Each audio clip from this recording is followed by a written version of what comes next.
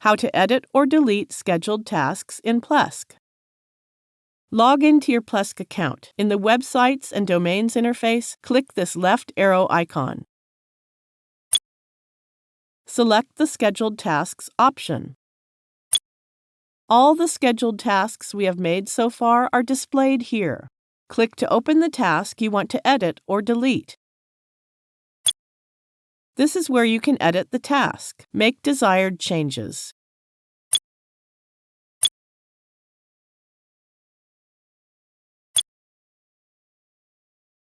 When ready, click OK. The scheduled task has been updated. Now let's delete a task. Click the checkbox to select the task you want to delete, and then click the Remove button and proceed. That's it. The selected task has been deleted. It is the end of the tutorial. Thank you for watching.